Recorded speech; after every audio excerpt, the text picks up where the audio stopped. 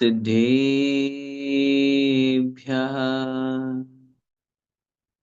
ॐ नमः सिद्धेभ्यः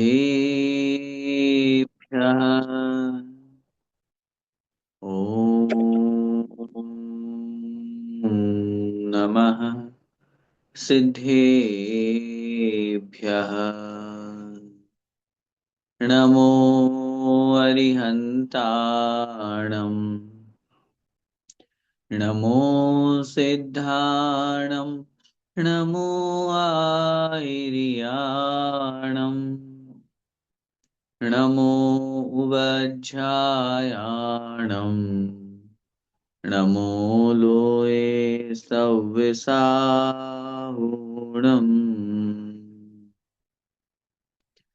तीन भुवन में सार वीतराग विज्ञानता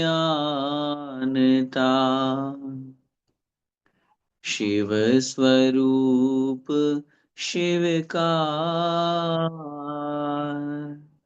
नमः त्रियोग संहारिके। पंच परमेष्ठी भगवान की जय। द्वादशांगमयी जिनवाणी माता की जय। चारित्र चक्रवर्ती 108 शांति सागर जी महामुनिराज की जय।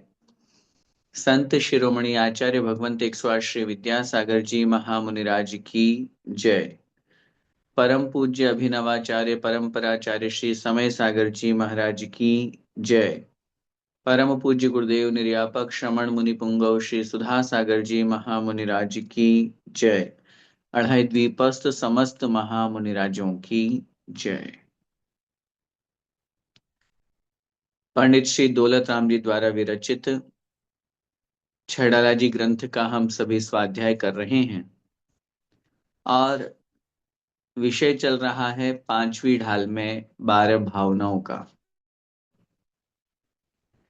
12 भावनाएं जो बार बार भाई जाती है, बार बार चिंतन में लाई जाती है, बार बार जिस विषय को हम अपने ध्यान में, सामायिक में, चिंतन में, मनन में लेकर के आते हैं, ये 12 भावनाएं हमारे अंदर वैराग्य को उत्पन्न करती है।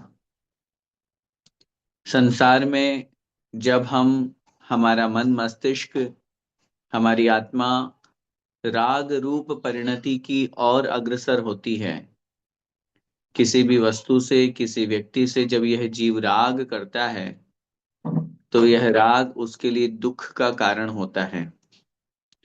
आचार्यों ने शास्त्रों में, अनेक ग्रंथों में, अध्यात्म ग्रंथों में तो स्पष्ट रूप से कथन कर दिया कि राग संसार का कारण है और वैराग्य मोक्ष का कारण है। आचार्य भगवान पूज्यपाद स्वामी महाराज ने इष्टोपदेश में स्पष्ट रूप से लिख दिया, बध्यते मुच्यते जीवः सममो निर्ममः क्रमात्। जब यह जीव ममत्व से सहित होता है, राग से युक्त होता है तो कर्मों से बंधता है, और जब यह जीव ममत्व से रहित होता है, किसी भी वस्तु से मोह नहीं करता, राग नहीं करता, अर्थात वैराग्य को धारण कर लेता है, निर्ममत्व हो जाता है, निर्मोही हो जाता है, तो कर्मों से छूट जाता है। ये भूमिका मैं इसलिए बना रहा हूं क्योंकि ये 12 भावनाएं इस आत्मा को मोक्ष मार्ग पर अग्रसर करने के साथ साथ कर्मों की निर्जरा करने का मुख्य साधन है। कर्मों का नाश करके यह जीव मुक्त अवस्था को, मोक्ष को प्राप्त करता है, और वहां तक पहुंचने के लिए उसे मोक्ष मार्ग पर चलना होता है, और मोक्ष मार्ग पर चलने के लिए वैराग्य को धारण किया जाता है। पिछली कक्षा में अपन ने जो अशरण भावना और साथ में ही संसार भावना, इन दो भावनाओं के बारे में अच्छी तरह से पढ़ा था। वास्तविकता में देखा जाए तो संसार में मेरे लिए कोई शरण है ही नहीं।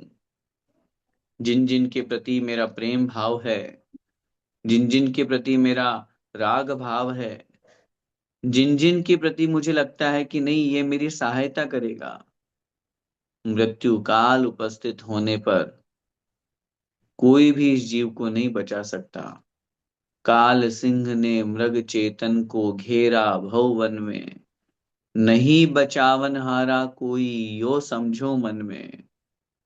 मंत्र तंत्र सेना धन संपत्ति, सब कुछ जितनी चीजें हैं, हम कितनी भी चीजें, कितनी भी व्यवस्थाएं, कितनी भी वस्तुओं को जोड़ लें, इस संसार में जिसकी आयु जितनी है वह उससे बढ़ नहीं सकती। घट भले ही सकती है, अकाल मरण भले ही संभव है, लेकिन लेकिन मृत्यु से कोई किसी को नहीं बचा सकता। यही बात यहाँ पर संसार भावना में भी पिछली कक्षा में अपन ने समझी थी कि संसार में यह जीव चारों गतियों में दुख ही दुख प्राप्त करता है। हम सोचते हैं, हमारे मन में बहुत बार विचार आता है कि हमें सुख की प्राप्ति हो जाए। अरे संसार ही दुख का नाम है, दुख ही संसार है और संसार ही दुख है। या में सुख ना ही लगा रहा, ये पंक्ति बहुत स्पष्ट लिख रहे हैं। लगावण मात्र भी, बिल्कुल थोड़ी सी भी, जैसे भोजन में छोंक लगाते हैं ना, या जिससे लगा लगा करके, जिसको अपने मारवाड़ी भाषा में कहते हैं बिल्कुल चपो चपो के खाते हैं। अब कितनी सी वस्तु है वो, कितना सा वो सामने वाला निमित्त बन रहा है उस चपाती को या उस रोटी को भोजन के बनाने में या भोजन कराने में। लगावण मात्र भी, किंचित मात्र भी, थोड़ा सा भी सुख इस संसार में नहीं है। हम सोचे देवगति में सुख है, हम सोचे मनुष्य में सुख है, हैं? ये बोलने में आ सकता है, कोई हमसे कहे अभी भैया जी आप सुखी हो ना, हाँ सुखी है, क्यों, गुरुओं का सानिध्य है, धर्म का सानिध्य है, माँ जिनवाणी की सेवा का अवसर, इन इन निमित्तों में सुख मान लेंगे। लेकिन जहां इंद्रिय सुख है वह सुख सुख नहीं है, सुखाभास है। इसलिए संसार की वास्तविकता को समझ करके हमें संसार से निकलने का भाव आना चाहिए, संसार से दूर होने का भाव आना चाहिए। ये अपन ने यहाँ तक पिछली कक्षा में जाना था। आइए अब संसार भावना के बाद में अब अगली भावना हमारे सामने आ रही है, एकत्व भावना। एकत्व भावना किसे कहते हैं? आइए इसकी परिभाषा पंडित दौलत राम जी जो यहाँ पर दे रहे हैं, हम देखते हैं। शुभ अशुभ कर्म फल जेते, भोगे जिय एक ही तेते, सुत दारा होय न सीरी, सब स्वार्थ के हैं भीरी। एकत्व का मतलब होता है एक पना। त्व त्व शब्द का मतलब होता है पना, भाव या एक रूपता। एकत्व भावना, एक रूप होना, एक भाव होना, एक पना होना, उसका नाम है एकत्व भावना। अब यहाँ एक क्या है, तो स्पष्ट रूप से उत्तर मिलेगा, एकमात्र आत्मा। आत्मा एक ही है, मैं अकेला हूं, अकेला हूं, अकेला आया था, अकेला ही जाऊंगा, कोई मेरे साथ है जाने वाला नहीं है, कोई नहीं जाने वाला। ये एकत्व भावना, एकत्व भावना में अपनी अकेली एकमात्र आत्मा का चिंतन किया जाता है। अभी अपन आगे अन्यत्व भावना भी पढ़ेंगे, फिर दोनों का डिफरेंस भी समझेंगे। इसलिए एकत्व में मात्र एक आत्मा, शुभ अशुभ कर्म फल जेते। एक एक शब्द का मीनिंग समझिए। शुभ अशुभ कर्म फल, शुभ कर्म और अशुभ कर्म। शुभ कर्म माने वही पुण्य कर्म।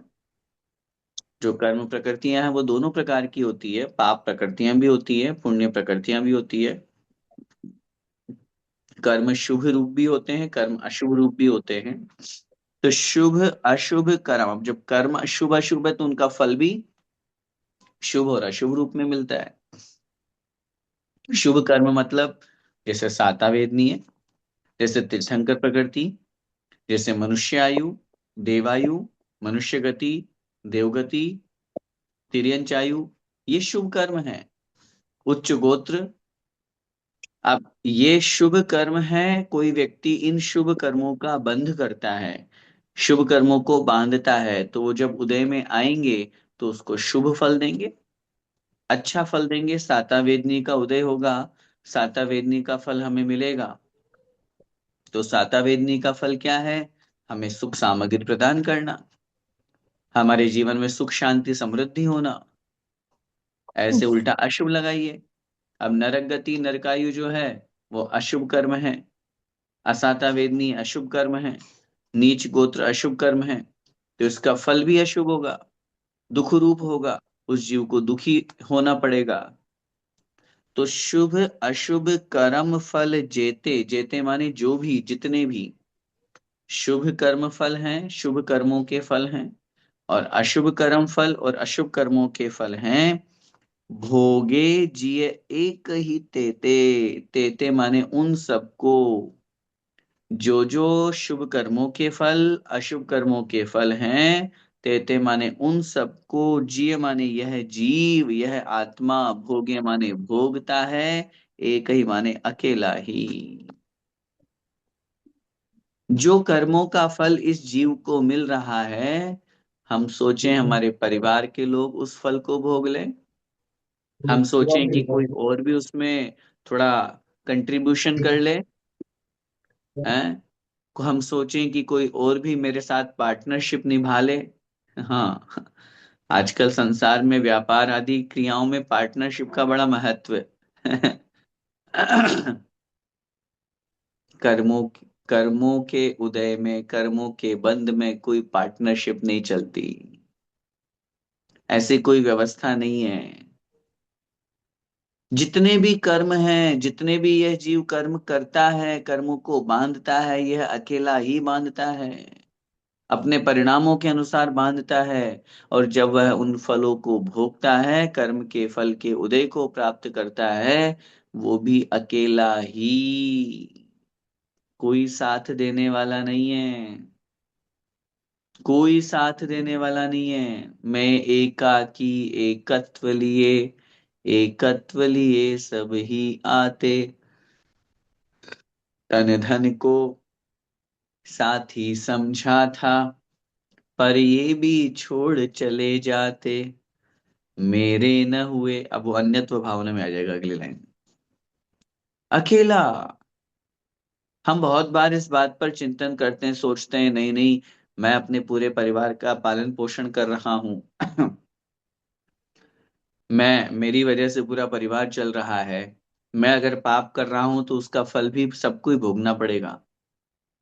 नहीं, मैं जो कर्म कर रहा हूं, भले ही अन्य लोगों का भी उसमें निमित्त बन रहा हो, लेकिन कर्म तो मैं स्वयं कर रहा हूं। कर्म के फल को हो सकता है आपको लगे मैं पैसा कमा के ला रहा हूं तो उसे और भी तो लोग भोग रहे हैं, और भी तो लोगों के उपयोग में आ रहा है। ये उन लोगों का कर्म है जो आपके निमित्त से उन्हें भोगो भोग सामग्री प्राप्त हो रही है। आपका तो अपना कर्म है, हम अपने कर्म को नहीं बदल सकते। हमारे साथ जो कर्म जुड़ा हुआ है, मैं ये सोचूं कि मेरे पिताजी जो कर्म कर रहे हैं, वो इतनी मेहनत कर रहे हैं और वो जो पैसा कमा के ला के दे रहे हैं, तभी तो मेरी पढ़ाई हो पा रही है, तभी तो मेरा व्यापार चल पा रहा है, तभी तो मेरी सर्विस लग पा रही है। ये पिताजी का कर्म नहीं है, ये उस व्यक्ति का स्वयं का कर्म है। पिताजी तो कर्म के फल में निमित्त बन रहे हैं, जैसे कर्म निमित्त है वैसे पिताजी निमित्त है। यह जीव शुभ अशुभ कर्मों का फल अकेला ही भोगता है, अकेला ही जन्म लेता है, अकेला ही मरता है, कर्म का फल भी अकेला ही भोगता है। कोई दूसरा साथ देने वाला नहीं है, या दूसरा मुझे कर्म का फल देने वाला नहीं है। आगे स्पष्ट रूप से लिख रहे हैं, सुत दारा हो ये न सीरी। सुत माने पुत्र, दारा माने पत्नी, हो ये माने होते हैं, न माने नहीं, सीरी माने साथी, पार्टनर, हिस्सेदार, साथी। पत्नी है, पुत्र है, ये मेरे उस पाप और पुण्य के फल में, शुभ और अशुभ कर्मों के फल में थोड़ा हिस्सेदार हो जाएं? नहीं होते, नहीं होंगे। ये 100% सत्य है, नहीं होंगे। आप पूछ लीजिए। आप पाप करके उदय, पाप कार्य कार्य करके आ रहे हैं, और आप पूछिए अपनी श्रीमती जी से, मैंने ये गलत काम किया है, मेरा साथ दोगी? इस कर्म का फल जब मुझे मिलेगा तो तुम्हें भी फल भोगना पड़ेगा। वो बोलेगी ऐसा नहीं हो सकता। कैसे होगा? अगर ऐसे मैं कर्म करूं और मेरे कर्म का फल किसी और को मिल जाए, तो फिर तो दुनिया की व्यवस्था ही बदल जाएगी। स्वयं किए जो कर्म शुभाशुभ, फल निश्चय ही वे देते। करे आप फल दे अन्य तो, स्वयं किए निष्फल होते। अपने कर्म सिवाय जीव को, कोई न फल देता कुछ भी, पर देता है यह विचार तज, स्थिर हो छोड़ प्रमादि बुद्धि। कितनी सुंदर पंक्तियां यहाँ सामयिक पाठ में अपन पढ़ते हैं। अपने कर्म सिवाय जीव को कोई न फल देता कुछ भी, कोई नहीं दे सकता। मैंने जो कर्म किए हैं वो फल मुझे ही मिलेंगे, किसी और को वो फल प्राप्त नहीं हो सकता। नहीं तो संसार की व्यवस्था बिगड़ जाएगी। मैं किसी और के लिए कर्म करूं, मैं किसी और के लिए प्रार्थना करूं। देखिए बहुत स्पष्ट समझिएगा, सिद्धांततः नियम यही है। फिर आप बोलोगे फिर तो हम और किसी के लिए रेकी करते हैं, और किसी के लिए प्रार्थना करते हैं, शांति धारा में नाम लेते हैं, बेकार है? नहीं, बेकार नहीं है। उसका पुण्य का उदय होगा तो हमारे द्वारा की जाने वाली शांति धारा काम आ पाएगी।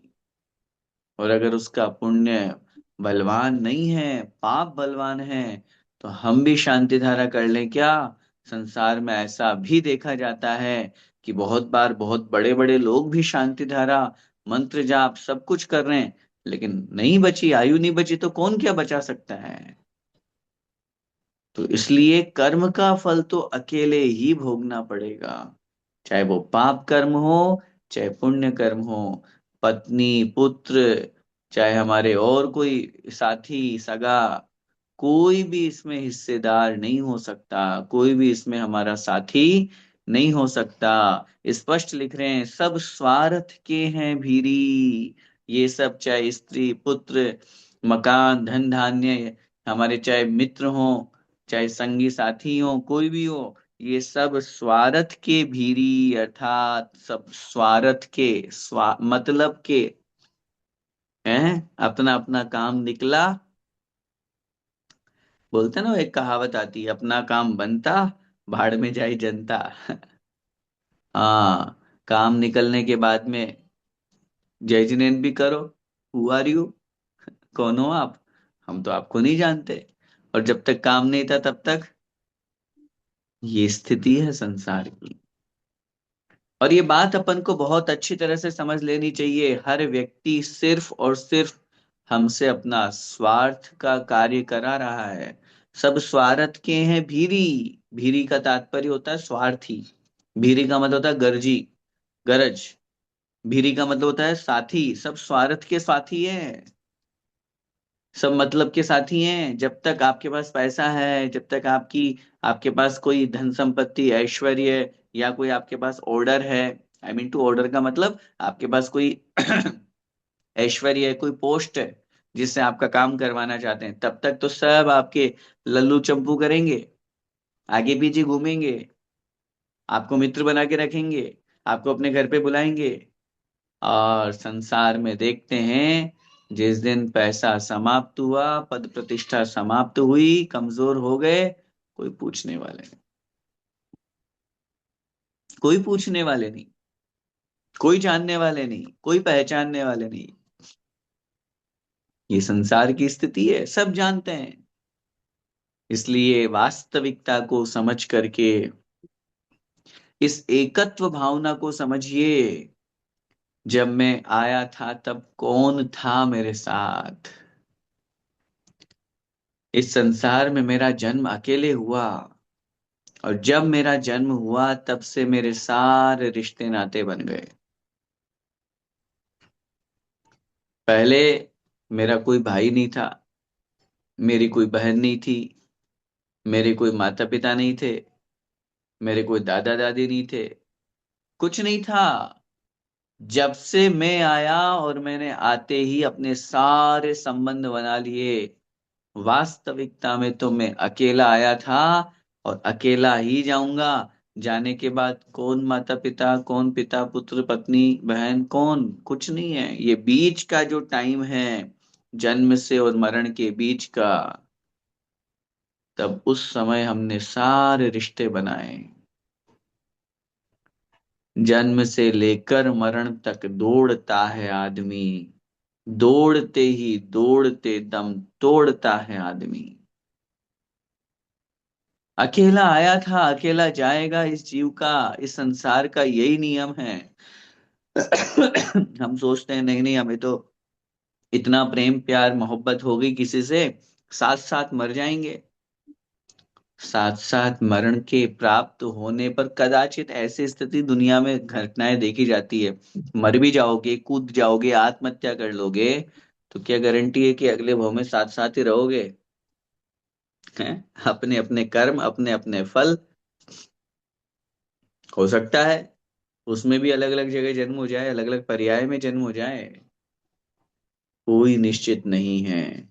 इस एकत्व भावना से हमें यह सीखना है, इस संसार में हम जिन जिन लोगों से मोह करते हैं, जिन जिन वस्तुओं से मोह करते हैं, वो सब मुझसे भिन्न है। मैं तो अकेला एकमात्र आत्मा हूं। कभी एकत्व का अनुभव कीजिए।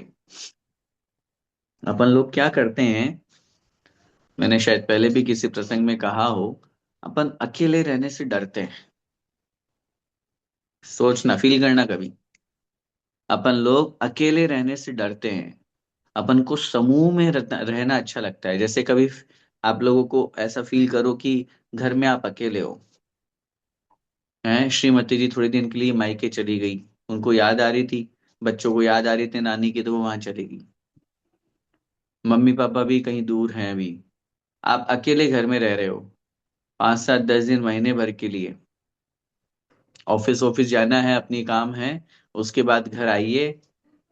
हैं? स्थिति क्या होती है? अब आप लोग तो ज्यादातर सब सर्विस वाले भैया लोग हैं, बाहर, आउट ऑफ भारत हैं, तो होता भी है ऐसे प्रसंग, आपकी लाइफ में बहुत बार होते होंगे, आई थिंक, मैं ऐसा सोचता हूँ। तो जब जिस समय घर में कोई नहीं रहता है, हो सकता है कुछ मजाकिया लोग ये कहें कि भैया जी हाँ बढ़िया लगता है, उस दिन उन दिनों में बड़ी शांति रहती है।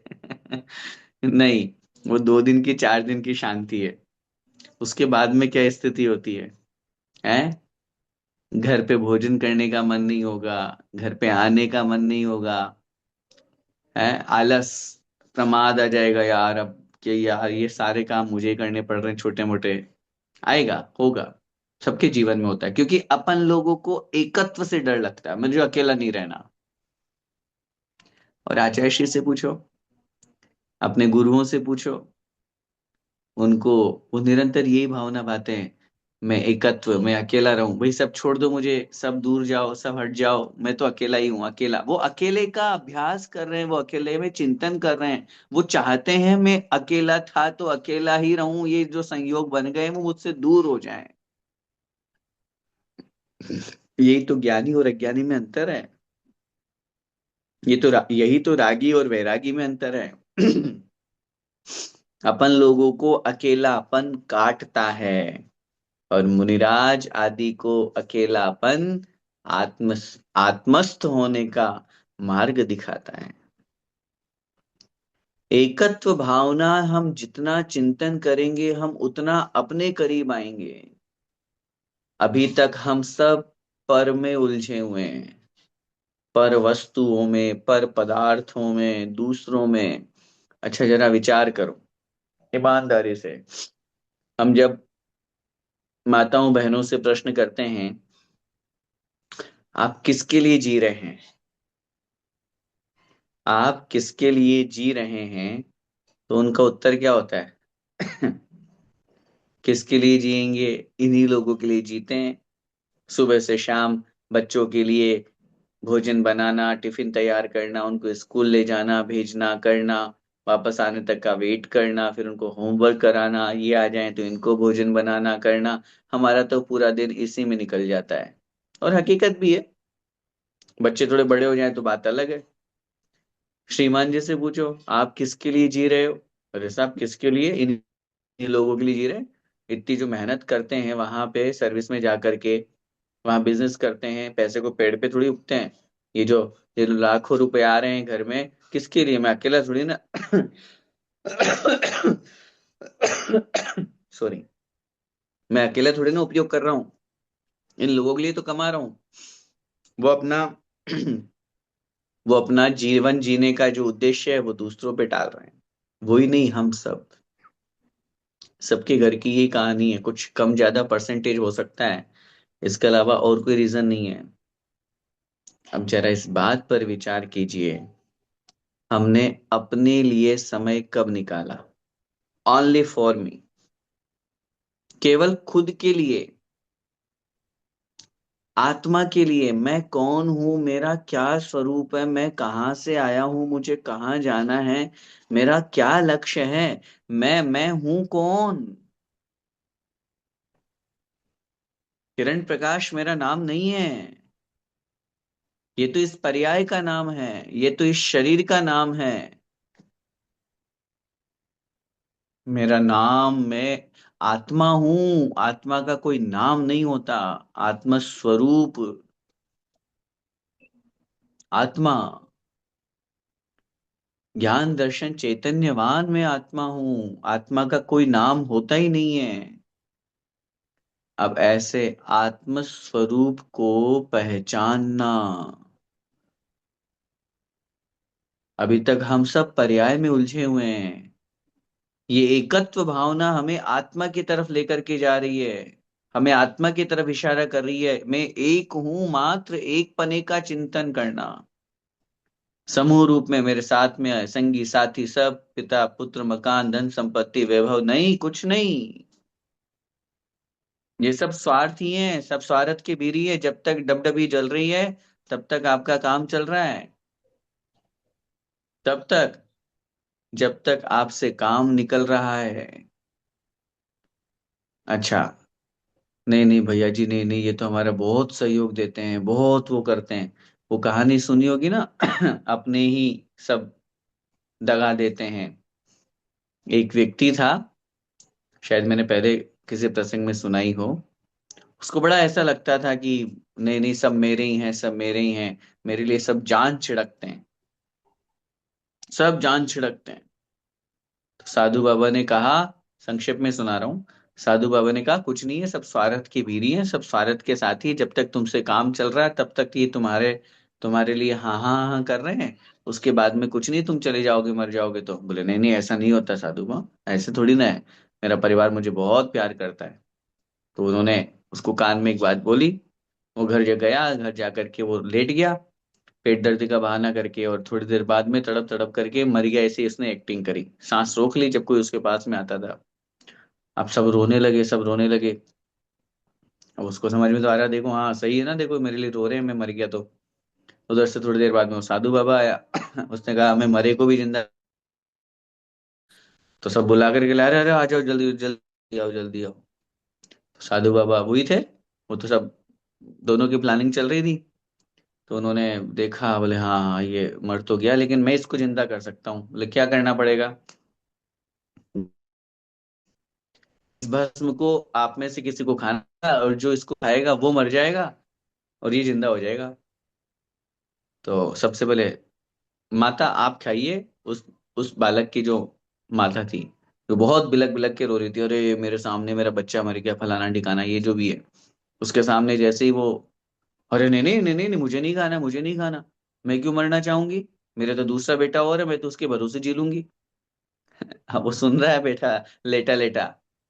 पिता के सामने आगे किया, उसने असमर्थता जता दी है। भाई और भाभी जो थी उस भैया की, उस बालक की,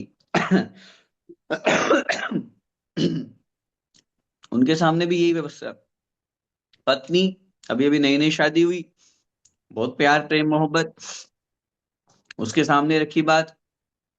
पहले तो वो बहुत रो रही थी, बोले थे हाँ मैं खाने को तैयार हो सकती हूँ, लेकिन जैसे ही अब मरने के नाम पे तो सबको डर लगे। और जैसे ही साधु बाबा ने कहा देख लो सोच लो मर जाओगी, नहीं नहीं नहीं मैं तो नहीं खाऊं। तो उसने पूछा भाई तेरा तो पति है, तेरा तो 7 जन्मों का रिश्ता है, 7 फेरे लिए हैं। अरे बोले काय का पति, मर जाऊंगी तो फिर किसके लिए पति, क्या करूंगी मैं तो अभी नई शादी हुई है, अभी तो बच्चे भी नहीं हुए, मैं तो दूसरी शादी कर लूंगी। लास्ट में कोई तैयार नहीं हुआ परिवार का। तो साधु बाबा ने कहा अच्छा एक काम करता हूँ, मैं तो अकेला फक्कड़ बाबा हूँ, अकेला हूँ, मेरा कौन है, आप सब कहो तो मैं खा जाऊं। मैं ये दवाई ले लेता हूँ, ये भस्म, और ये आपका बेटा जिंदा हो जाएगा। तो सब हाँ हाँ हाँ हाँ बिल्कुल बिल्कुल बिल्कुल तैयार है तैयार है। तो उसने जैसे भस्म खाई, वो तो सब प्लानिंग थी सही, वो भस्म से कोई मरने वाला थोड़ी ना था। उसने भस्म खाई और उस बालक के सिर पे हाथ फेरा, चल बेटा उठ, देख लिया तेने संसार, सब स्वार्थ के भीरी हैं, सब स्वार्थ के साथी हैं, मतलब के हैं, कोई मतलब नहीं है। जब से आपसे कुछ मिल रहा है तब तक तो आपकी हाँ हुजूरी, और जैसे ही आपसे कुछ प्रतिकूल हुआ तुरंत नेगेटिव। किसी किसी के बारे में अगर आपको समझना है ना ये कितना प्रेम करता है। हाँ अब देखो, अभी अभी कक्षा यही चल रही है तो यही बातें चलेंगी। अब आप सोचोगे भैया जी आप तो हमारे घर में ही ऐसे करवा रहे हो। घर में क्या करवा रहे हो, तो संसार की व्यवस्था बता रहा हूं मैं तो। जब तक आप सामने वाले के अनुकूल बोलते रहो, अनुकूल जैसा वो चाहता है वैसा बोलते रहो, जैसा वो पति पत्नी में लगा लेते हैं, चलो उदाहरण थोड़ी देर के लिए, श्रीमती जी जो चाहती है वैसा करते रहो, खर्चा जो करवाना चाहती है वैसे करते रहो, जो साड़ी चाहती है वो दिलाते रहो, जो गहने चाहती है वो दिलाते रहो, चाहे भले सोना चांदी कितने महंगे हो जाए, सुखी जीवन का राज बता रहा हूँ। जो वो चाहती है वो सब करते रहो। हाँ अरे आपको लगेगा यार, पत्नी को भी लगेगा मेरा पति कितना प्रेम करता है, वो दुनिया का सबसे अच्छा पति, इससे अच्छा कोई पति ही नहीं हो सकता दुनिया में। पति को भी लगेगा यार देखो मेरी पत्नी मैं किसके लिए कमा रहा हूँ, इतना सब कुछ कर रहा हूँ इसके लिए, और ये मेरे लिए सारे काम करते भी है, एक दूसरे के प्रति प्रेम भाव सब रहता है। जब तक अनुकूल है तब तक सब स्थितियां बहुत अच्छी चल रही है। और एक छोटा सा काम करो, उसके बर्थडे की डेट भूल जाओ। बर्थडे की डेट भूल जाओ, कोई इस बार गिफ्ट नहीं, इस बार कोई शुभकामनाएं नहीं, बस एक बार ट्राई कर लो। फिर अचानक से कितने प्रतिकूल हो जाएंगी वो, अचानक से कितना घर में घमासान उदाहरण दे रहा हूँ देखो, उदाहरण एक देश हुआ करते हैं, हो सकता है कि नहीं भी हो सकता है कुछ ज्यादा ही हो जाए, हो सकता है कुछ थोड़ा हो, जो भी व्यवस्था है, एक उदाहरण दे रहा हूं मैं तो, कोई सी भी व्यवस्था लगा लीजिए। ये तो मध्य में बीच को थोड़ा बीच में आपको वैराग्य के वर्णन में थोड़ा हंसाना भी जरूरी है, नहीं तो सारे के सारे वैरागी हो जाएंगे तो बहुत बढ़िया बात है। तो समय सागर जी महाराज जी, सुधा सागर जी, प्रमाण सागर जी, प्रणम्य सागर जी, सब महाराज, सब अब तो आचार्य श्री इतना बड़ी बढ़िया व्यवस्था करके चले गए कि पहले तो लगता था कि आचार्य श्री हैं कैसे स्वीकार करेंगे नहीं करेंगे, अब आचार्य श्री ने सब मुनिराजों को आशीर्वाद, जो योग्य मुनिराज है सबको देगा, बोले सब अपने अपने संघ को बढ़ाओ। तो कोई चिंता है ही नहीं, अब तो जहां इच्छा हो वहां पहुंचो, उन सदगुरु के सानिध्य में पहुंच करके अपना आत्म कल्याण कर लो। लेकिन संसार की स्थिति यही है, जैसे ही हम किसी के प्रतिकूल होते हैं तुरंत हमारे से द्वेष बुद्धि हो जाती है। हम अगर उसके बारे में थोड़ा कुछ कह दें तुरंत सामने वाला इतना प्रतिकूल हो जाएगा कि बात कहने की स्थिति नहीं बच पाएगी। ये संसार की अवस्था है, ये संसार की व्यवस्था है। इसलिए बहुत स्पष्ट इस एकत्व भावना में अपन को समझना है, चाहे शुभ कर्म का फल हो चाहे अशुभ कर्म का फल हो, यह आत्मा अकेला ही भोगता है, अकेला ही उन कर्मों को करता है, अकेला ही उन कर्मों के फल को भोगता है। संसार के कोई भी संगी साथी, पति, पत्नी, स्त्री, पुत्र, ये सब कोई उसके उस फल को भोगने में साथी नहीं बन सकते, हिस्सेदार नहीं बन सकते। आइए आगे बढ़ते हैं। एकत्व भावना के साथ अब अगली भावना है अन्यत्व भावना। एकत्व भावना में एकमात्र आत्मा का चिंतन करना। अन्यत्व भावना में मेरी आत्मा के अलावा अन्य सभी वस्तुएं अन्य हैं। सभी पर पदार्थ मुझसे भिन्न है, इस तरह का चिंतन करना। आइए देखते हैं परिभाषा। जल पय जो जिय तन मेला, पै भिन्न भिन्न नहीं भेला। तो प्रगट जू दे धन धामा, क्यों है एक मिल सुत रामा। अन्यत्व भावना हमें सिखा रही है मुझसे सब पदार्थ अन्य हैं, भिन्न हैं। अन्यत्व, अन्य पने का चिंतन। तो माने पना भाव, अन्यत्व का, अन्य पने का, सब वस्तुएं मुझसे भिन्न है, मुझसे अलग है, इस तरह का चिंतन। कैसे? जय जल, सॉरी, जल पय जो माने जिस प्रकार, जल माने जल और पय माने दूध। जिस प्रकार इस संसार में देखते हैं कि दूध और पानी मिले हुए हैं, मेला, मेला माने मिले हुए हैं।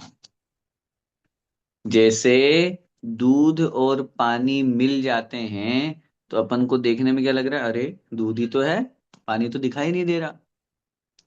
आगे लिख रहे हैं इसी में, जीय तन है, वही व्यवस्था, वही स्थिति। जीय माने इस जीव की, आत्मा की, और तन माने शरीर की है। ये दिखने में मेला माने मिले हुए हैं। जैसे दूध और पानी मिले हुए हैं, वैसे ही यह आत्मा और तन माने शरीर मिला हुआ है। जैसे गर्म, अब व्यवस्था अलग समझा रहा हूं उदाहरण से। जैसे दूध को गर्म करके पानी को अलग किया जा सकता है, अथवा दूसरे उदाहरण में अपन पढ़ते हैं, जो हंस होता है।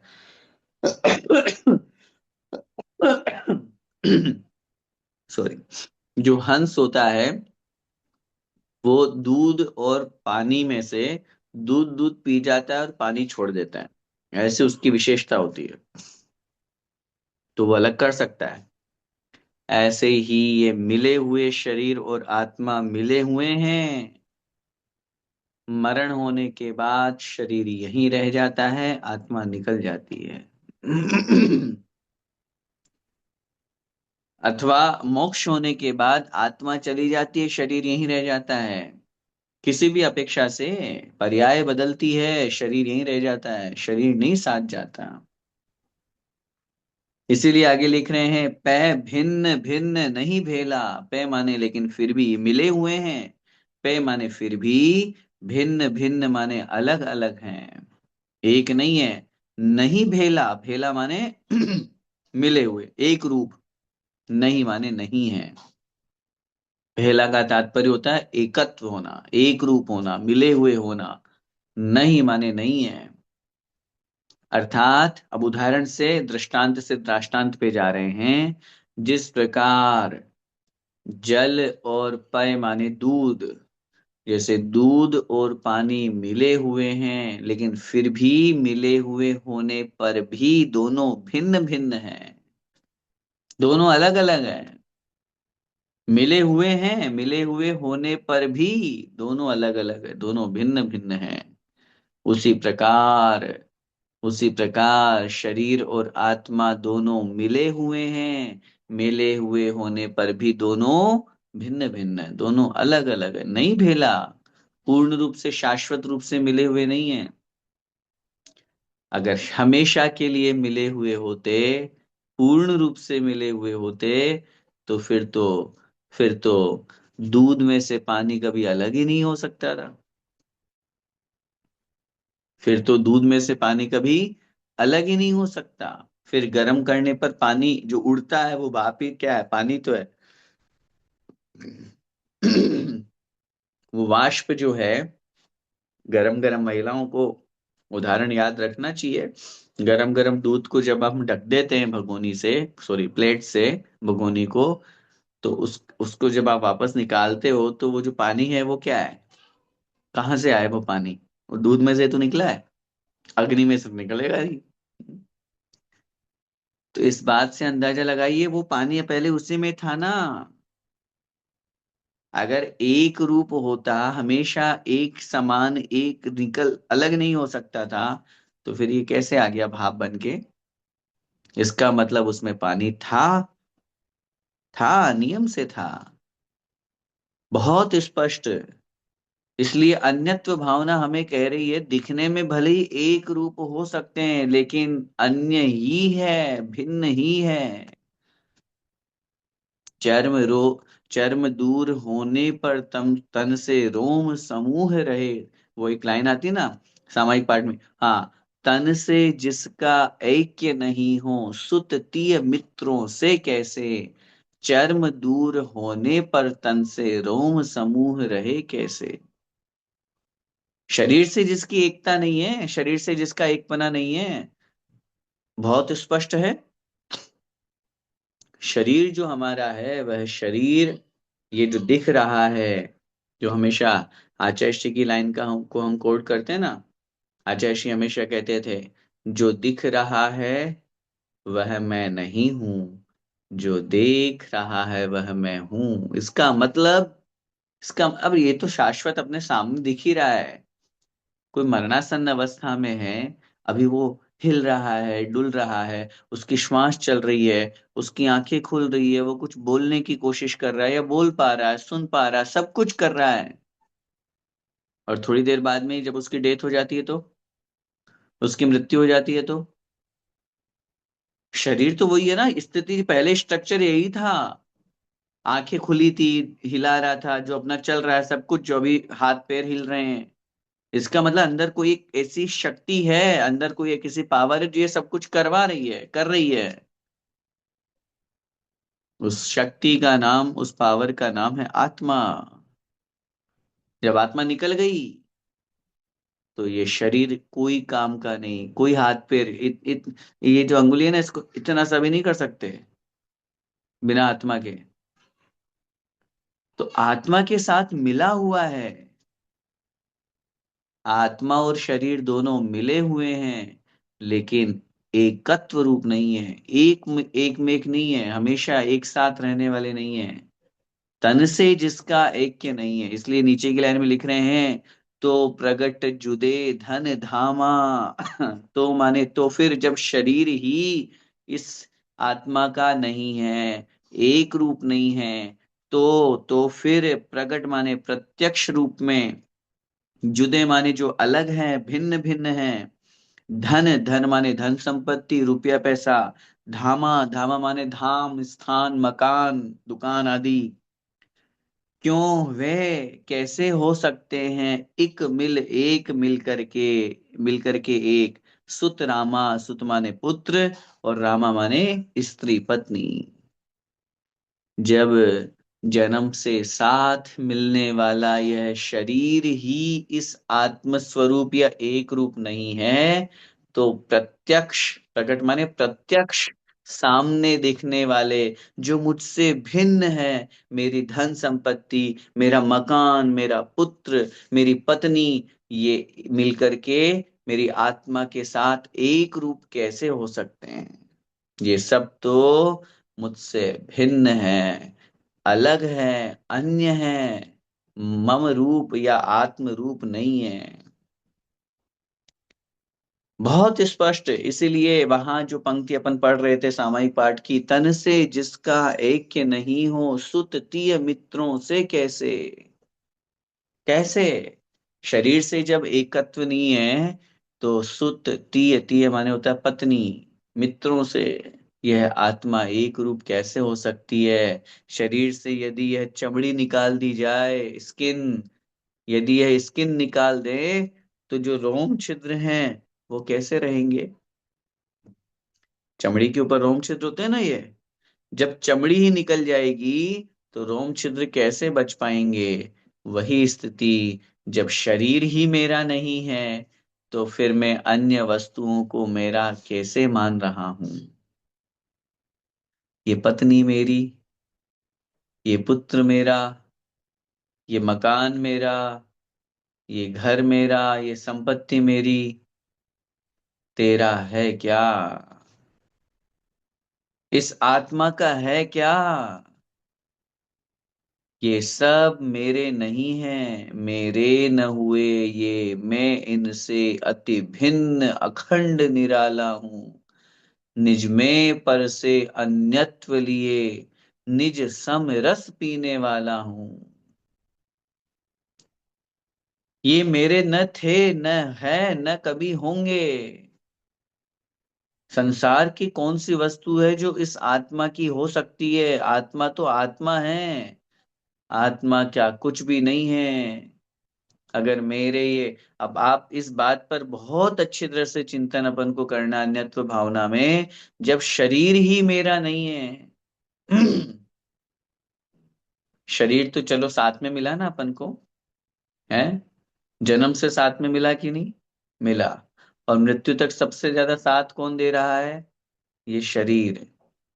जब शरीर ही मेरा साथ छोड़ देगा, जब शरीर ही मेरा नहीं है, तो स्त्री पुत्र मकान धन संपत्ति रुपया पैसा दौलत पद शोहरत प्रतिष्ठा, ये कौन मेरे साथ जाने वाला है?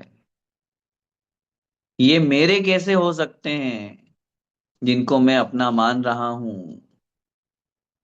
ये उत्तम, ये अन्यत्व भावना उत्तम आकिंचन्य धर्म का उपदेश दे रही है। हम जिन जिन वस्तुओं से राग करते हैं, हम जिन जिन वस्तुओं से व्यक्तियों से, किसी से भी राग करें, राग की परिणति हो, वस्तु के प्रति व्यक्ति के प्रति मोह जागृत हो, उस समय ये परिणाम हमारे अंदर आए। वास्तव में मेरे है ही नहीं है। और जब, अब आप बोलो नहीं है, तो फिर पत्नी को आज है, अपनी पत्नी को अपनी पत्नी नहीं बोले, हैं किसी दूसरे की पत्नी को पत्नी बोलने लग जाएंगे, हाँ वो चरित्रहीनता हो जाएगी। वो बात नहीं कहना चाह रहे। व्यवहार में हमें अपने मकान को अपना मकान कहना पड़ेगा। नहीं तो ऑफिस से किसके मकान में जाओगे?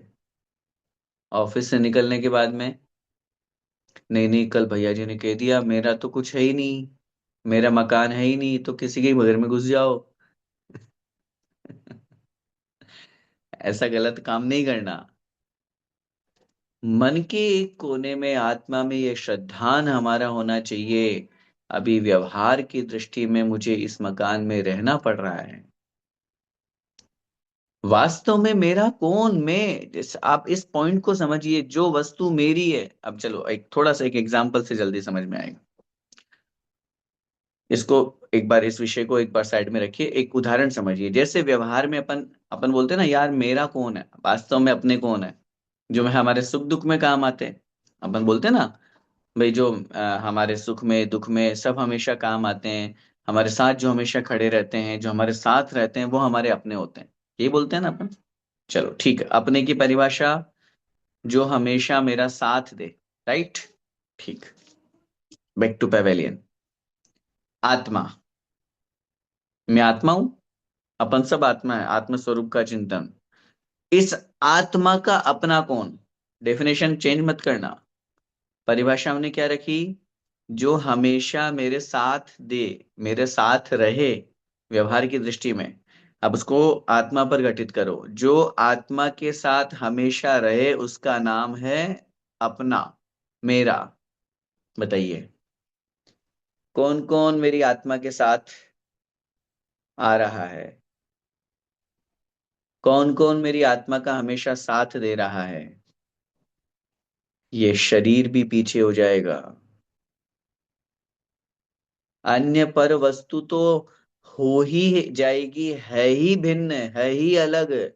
प्रकट में प्रत्यक्ष में दिख रहा है, ये तो भिन्न ही है। जब शरीर से ही मेरा साथ नहीं जुड़ पा रहा है, शरीर ही हमेशा मेरा साथ नहीं दे रहा है, आयु समाप्त होने पर ये शरीर भी यहीं छूट जाएगा, तब मैं किसी और अन्य से क्या उम्मीद करूं, ये मेरा है। ये ममत्व भाव, आचार्य ने लिखा, दो भाव बहुत घातक है आत्मा के लिए। ममत्व भाव और अहम भाव। अहंकार और ममकार। अहंकार घमंड रूप में, मैं। और ममकार माने मेरा मेरा मेरा, ये वस्तु मेरी, ये धन मेरा, ये संपत्ति मेरी, ये बच्चा मेरा, ये पत्नी मेरी। अन्यत्व भावना बहुत स्पष्ट। चिंतन कीजिए, मेरा क्या है, कोई नहीं है।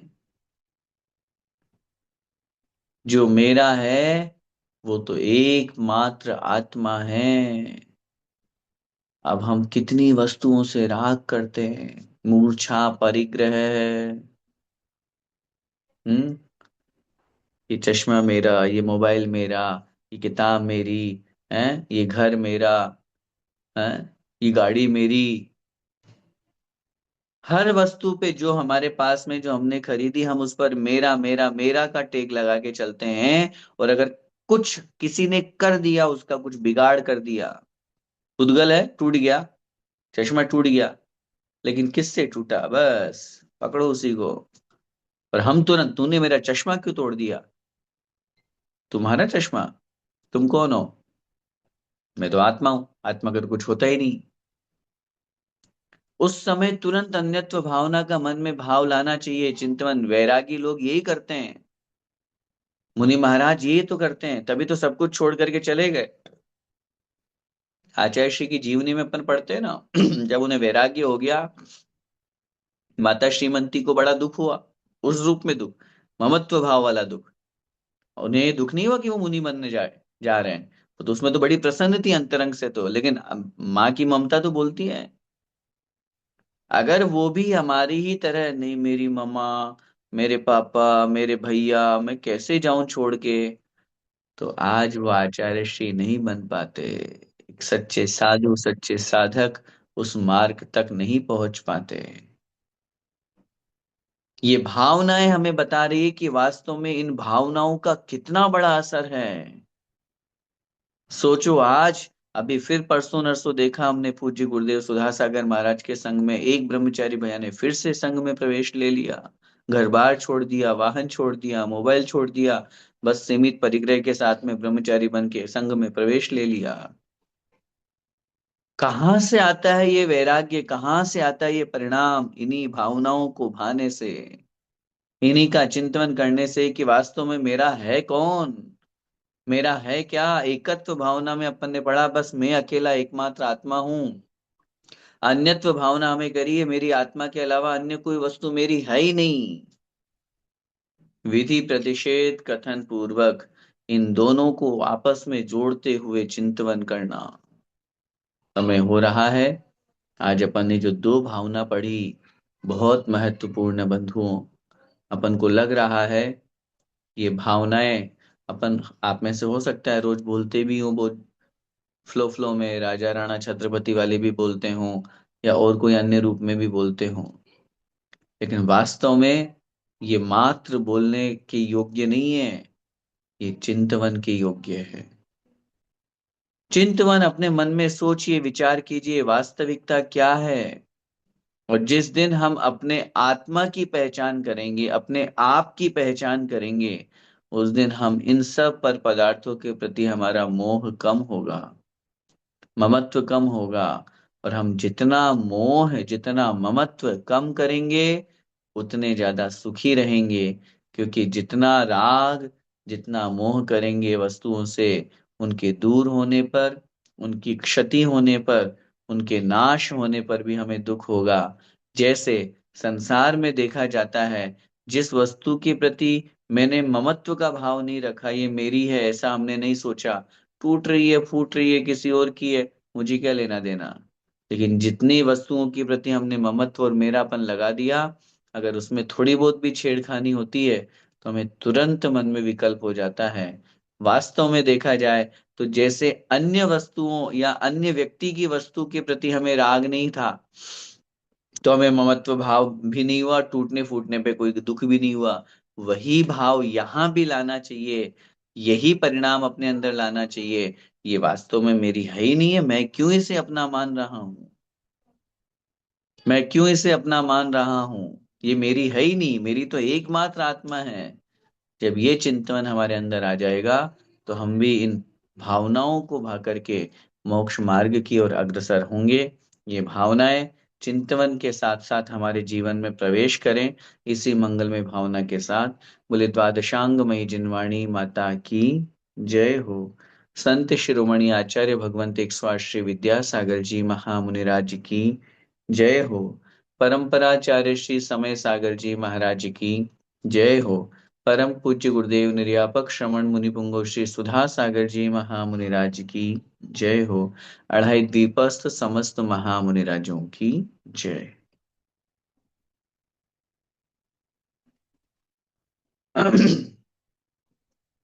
आइए इस बार जो हमारी क्विज थी उसके हम क्वेश्चन आंसर डिस्कस करते हैं।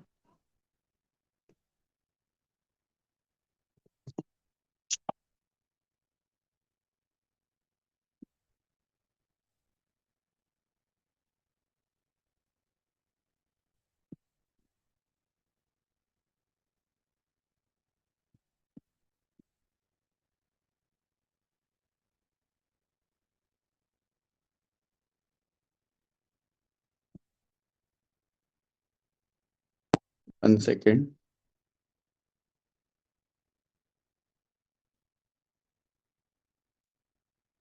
हम्म श्रवण संस्कृति जीसीसी दुबई की तरफ से इस बार हमारी क्विज नंबर 85 थी।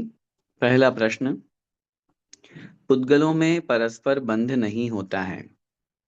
ए जघन्य गुण होने पर, बी गुणों की समानता होने पर, सी 4 गुण अधिक होने पर, या डी उपरोक्त सभी। सही उत्तर है डी उपरोक्त सभी। क्योंकि तत्वार सूत्र में जो सूत्र आया है, न जघन्य गुणानाम गुण साम्य सदृशानाम द्वैधिकादि गुणानाम तो उन सभी सूत्रों के अनुसार चारों ही जो आंसर है वो तीनों आंसर गलत है इसलिए। दूसरा प्रश्न, जो द्रव्य के संपूर्ण भागों और उनकी संपूर्ण अवस्थाओं में पाए जाता है उसे क्या कहते हैं। द्रव्य, गुण, पर्याय या अर्थ पर्याय। सही उत्तर है बी गुण। क्योंकि सभी भागों में और संपूर्ण अवस्थाओं में पर्याय भले ही हो सकती है लेकिन पर्याय बदलती है, लेकिन गुण जो है वो नहीं बदलते हैं उस दृष्टि से वो, और पूरे एक एक प्रदेश में वो गुण पाया जाता है। निम्न में से निष्क्रिय द्रव्य कौन सा नहीं है। धर्म, काल, अधर्म या जीव। सही उत्तर है डी जीव। जीव एक स्थान से दूसरे स्थान पर क्रिया करता है, इस दृष्टि से वह निष्क्रिय नहीं है। निम्न में से जीव की पर्याय का उदाहरण क्या है। देव, कुर्सी, नीला पेन या उपयुक्त सभी। सही उत्तर है ए देव। जीव की पर्याय का यह उदाहरण है। पांचवा प्रश्न, धर्म द्रव्य संख्या में कितने हैं। एक, असंख्य, अनंत या उपरोक्त सभी। सही उत्तर है एक। धर्म द्रव्य एक ही है, ऐसा समझना चाहिए। पूरे लोक में एक ही धर्म द्रव्य है। जिस शक्ति के कारण द्रव्य में अर्थ क्रिया कारित्व अर्थात प्रयोजनभूत क्रिया होती है उसे क्या कहते हैं।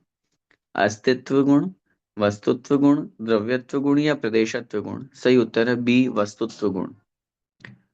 सातवां प्रश्न है, काल के समय कितने होते हैं। एक, असंख्य, अनंत या इनमें से कोई नहीं। सही उत्तर है सी अनंत। सो अनंत समय है, इस तरह की व्याख्या आचार्य भगवंतों ने शास्त्रों में की है उस दृष्टि से। आठवां प्रश्न, निम्न में से पुद्गल की पर्याय नहीं है। छाया, अंधकार, बंध या रस। सही उत्तर है डी रस। रस पुद्गल का लक्षण है। स्पर्श रस गंध वर्णवंत है पुद्गला, गुण है, लेकिन पर्याय नहीं है। पर्याय तो वो शब्द शब्द बंध सूक्ष्म स्थूल संस्थान भेद तमस छाया तपोद्योतवंतश्च इस तरह से बनाया गया है। अगला प्रश्न, नौवा, आकाश द्रव्य के कितने प्रदेश हैं? असंख्य, अनंत या संख्यात? सही उत्तर है अनंत। आकाशस्यानंताः, ऐसा सूत्र आचार्य भगवान उमा स्वामी महाराज ने तत्वार सूत्र जी में कहा है। उस दृष्टि से अनंत प्रदेश होते हैं। उद्गल होता है संख्यात प्रदेशी, असंख्यात प्रदेशी, अनंत प्रदेशी या उपरोक्त सभी? सही उत्तर है उपरोक्त सभी। संख्यया संख्ययाश्च पुद्गलानाम, इस तरह से सूत्र की व्याख्या आचार्य भगवंतों ने की है। उस दृष्टि से पुद्गल जो है वो संख्यात प्रदेशी, असंख्यात प्रदेशी और अनंत प्रदेशी होता है, ऐसा समझना चाहिए। इस प्रकार ये हमारे 10 प्रश्न थे और सभी ने बहुत अच्छे से, आई थिंक इसका रिजल्ट आप लोगों के पास में बहुत जल्दी आपके सामने आएगा, आपके ग्रुप में शेयर किया जाएगा। आप सभी लोगों को अग्रिम शुभकामनाओं के साथ में। और एक विशेष बात आप लोगों के बीच में आज मैं रखना चाहता हूँ। जैसा कि मुझे सूचना प्राप्त हुई है कि पूज्य आचार्य भगवंत विद्यासागर जी महाराज के आशीर्वाद से जो 4-5 स्थानों पर प्रतिभा स्थली चल रही है, डोंगरगढ़ में पूज्य आचार्य भगवंत के आशीर्वाद से जो प्रतिभा स्थली चल रही है, श्रवण संस्कृति जीसीसी टीम ने, मैं चाहूंगा एक बार बहुत जोरदार तालियों से श्रवण संस्कृति जीसीसी टीम का हार्दिक स्वागत और अभिनंदन करें सब मिलकर के। क्योंकि वहां पर जो सोलर प्लांट का जो प्लान लगा करके आज मैसेज हमें प्राप्त हुआ कि जहां मंथली 2 लाख रुपए का बिजली का बिल आता था, सोलर प्लेट्स की वजह से, आपके सबके अर्थ सहयोग से, वहां इस बार जनवरी में बिजली का बिल आया है मात्र 550 रुपए। सोचिए हमने कितना बड़ा कार्य किया है। मैं, विकास भैया और उनकी पूरी टीम जो लगी हुई है इस प्लान में कि हमें आचार्य श्री के उस प्रोजेक्ट को कहो या आचार्य श्री के आशीर्वाद से जितने भी व्यवस्थाएं चल रही है, या आचार्य भगवंत का जहां आशीर्वाद जिन स्थानों को, जिन संस्थाओं को है, उनको हम सबको आगे तक लेकर के जाना है। कहाँ 2 लाख रुपए और कहाँ 550 रुपए। तो ये एक बहुत आश्चर्य की बात है। और आश्चर्य नहीं, ये वास्तविकता है, उन लोगों की तरफ से खुद मैसेज हमारे सामने आया है। इसलिए मैं पूरी ऑल श्रवण संस्कृति जीसीसी टीम को बहुत बहुत बधाइयां देता हूं कि आप लोगों के अथक प्रयास से और जिन जिन लोगों ने उसमें अपना अर्थ सहयोग किया, दान दिया, आज देखिए वास्तविकता में सोचिए संस्थाओं को अर्थ की आवश्यकता हुआ होती है। अपन किस किस रूप में उनको सहयोग दे सकते हैं, ये अपन को सोचना और विचार करने की आवश्यकता है। अपन अपने चंचला लक्ष्मी का सदुपयोग ये सोचे कि नहीं मात्र मंदिर में ही दें, ऐसा नहीं। धर्म के नाम पर भी, एजुकेशन में भी हम दे सकते हैं। आजकल क्योंकि पूज्य आचार्य श्री ने स्वयं अपने प्रवचनों में स्पष्ट रूप से बहुत बार इंगित किया, 2 वस्तुओं पर, प्रमाण सागर जी महाराज ने भी अभी किसी प्रसंग में कहा था, 2 चीजों पर हमें जरूर ध्यान देना चाहिए। एक तो प्राकृतिक जल की जो व्यवस्था है, रेन वाटर हार्वेस्टिंग, शुद्ध जल, इससे बढ़िया शुद्ध जल कहीं नहीं मिलेगा। हर हर घर में, हर संस्थाओं में, हर मंदिरों में टांके होने चाहिए, पानी के टांके। और दूसरी व्यवस्था सोलर प्लेट्स की। जब हमें मिल रहा है, डायरेक्ट बिजली मिल रही है, तो हम क्यों कृत्रिम बिजली बना रहे हैं? और कृत्रिम बिजली बनाने में कितनी हिंसा होती है, ये हम सब सोच सकते हैं। और वहां एक नेचुरल जो प्राकृतिक हमें बिजली मिल रही है, बिजली का बिल तो बच ही रहा है, कितने जीवों की हिंसा बच रही है, ये सोचिए। तो इसलिए बहुत बहुत बधाई और बहुत बहुत शुभकामनाएं मैं पूरी टीम को पुनः पुनः देना चाहता हूं। आप सब इसी तरह आगे बढ़कर के अपन एक दूसरे का सहयोग करके अपनी संस्थाओं को जीवित रखें, अपने धर्म की प्रभावना में अपना सहयोग करें। यही हमारी शुभकामनाएं और मंगल भावना है। क्वेश्चन आंसर सेशन, किन्हीं का कोई प्रश्न हो तो रख सकते हैं, विकास भैया। जय जय भैया जी। जय श्री राम। भैया जी, हमारा टीम जेन्युइनली बहुत हार्ड वर्किंग है। हमारा छोटा सा टीम है, बट हमारा टीम इतना मजबूत है कि बोलने का बात होता है वो लोग सब संभालते हैं, सब कुछ करते हैं। मैं तो सिर्फ फ्रंट में रहता हूँ। सिर्फ बाकी सब ये लोग संभालते हैं, ये लोग सब कुछ आगे करते हैं और हमको बोलते हैं कि भैया आप आगे रह के आप ये चीज करो। बट ट्रू जो स्ट्रेंथ है वो मेरी टीम है। बहुत मिलके बहुत अच्छा से काम होता है भैया जी। और जो आपने ये मैसेज का बारे में बताया, ये हम लोग को भी, हम लोग गदगद हो गए। हम लोग का ये प्रोजेक्ट, अभी हमारा भाव ये है कि जो हम डोंगरगढ़ से, जो समाधि स्थल से गुरुवर का आचार्य श्री से समाधि स्थल वहां है, वहां से स्टार्ट किए। अब हम ये जो पांचों प्रतिभा स्थली है उसमें करेंगे। फिर भैया जी जो भोपाल में गुरुकुल है उसमें भी करने का भाव है। 18 जैन मंदिर शिखर जी में हम लोग को मालूम है, जिसको हम लोग टारगेट करेंगे, उनको भी है। और भैया जी सबसे इंपॉर्टेंट पार्ट आपने बहुत अच्छी बात कही कि जल का संरक्षण होना चाहिए, सोलर लाइट भी होना चाहिए। At the same time ecosystem, जो इको एनवायरनमेंट है, उस पे भी हम लोग का ध्यान रहना चाहिए। तो हमारा भाव, हम लोग संकल्पित है कि आने वाला समय में 1,08,000 पेड़ शिखर जी में भी हो, जो पहाड़ बहुत सही, पे। बहुत। तो वो उसमें क्या होगा भैया जी, हम रहे ना रहे, हमारे आने वाले समय में हमारा पर्वत, जो इतना इंपॉर्टेंट पर्वत है हमारे लिए वो अनंत अनंत काल से रह रहा है। तो उसमें भी वो एक पर्टिकुलर फेज के लिए ग्रीनिफिकेशन हुआ, उसमें हम लोग को सौभाग्य मिला। तो हम तो ये भी हमारा करने का है। आपसे हम बहुत प्रेरित होते हैं भैया जी, आप हरदम एनकरेज करते हो। आप हरदम बोलते हो कि हाँ विकास भैया ये भी करते हैं वो भी करते हैं, तो हम आपका भी एनकरेजमेंट हमको कंटिन्यूअसली मिलना चाहिए। सबका साथ तो रहना रहेगा ही। और जो धीरे धीरे धीरे धीरे ये वाला जितना फैले, जितना अच्छा से करें, तो अपना ये चारों तरफ हो जाएगा। एटलीस्ट हम लोग सारा जो जो अपना मंदिर है, सबसे पहले अपन मंदिर को अगर इलेक्ट्रीफाई इस तरीका से कर देते हैं तो अहिंसा एनर्जी आ जाएगा। आज आचार्य श्री मुनि महाराज ये लोग तो हैं, उसके बाद में जो इंटरफेस हमारे साथ रहता है, वो मुनि महाराज के बाद में जो ब्रह्मचारी और दीदी जी लोग जो पढ़ाते हैं हमारे बच्चों को, उनको अहिंसा वाला अगर आहार मिले तो वो हमारे बच्चों को सही गुण दे सकेंगे।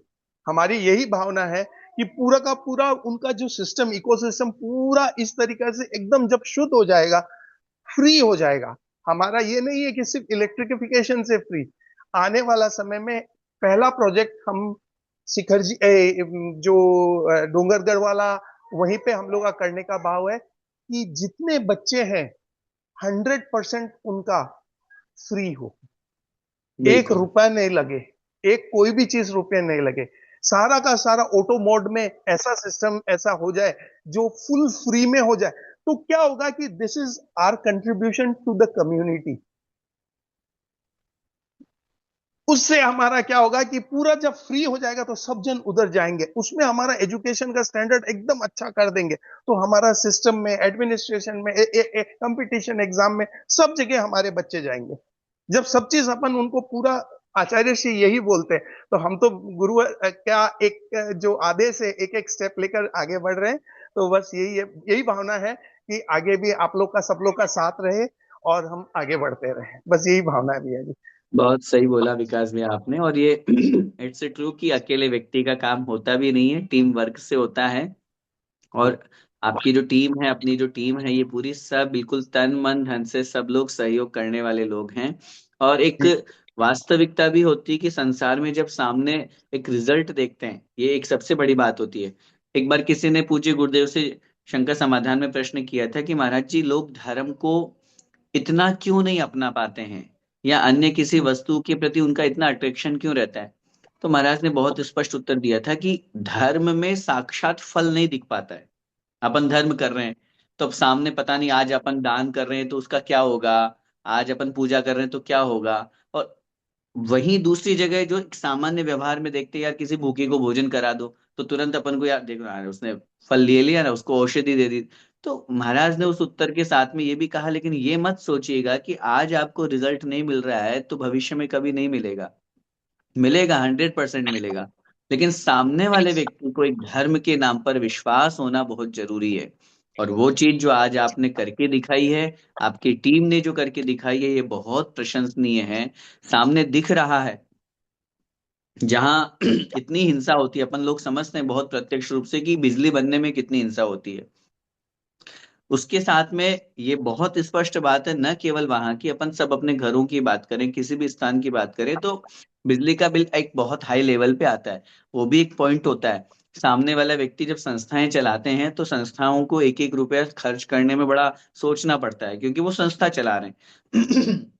मैं तो कहता हूँ मंदिर की जो आपने व्यवस्था बोली है शिखर जी की, आज इस मंच से भले ही अपन उन लोगों तक ये सूचना पहुंचे या ना पहुंचे, लेकिन एक भावना में भाता हूँ कि हर दिगंबर जैन मंदिर वाले कमेटी को ये मन में विचार कर लेना चाहिए कि मेरे मंदिर की छत पे या धर्मशाला की छत पे सोलर प्लेट्स लग जाए, तो आज कितने हमारे जो मंदिरों के पैसे हैं वो बच जाएंगे। आज हमारे गुरुओं ने शांति धारा करा करा करके, शांति धारा का बीजारोपण करके, अभिषेक की, विधान की, इन सब की प्रक्रियाओं के माध्यम से, देखिए, मंदिरों को सुरक्षित करना बहुत जरूरी है।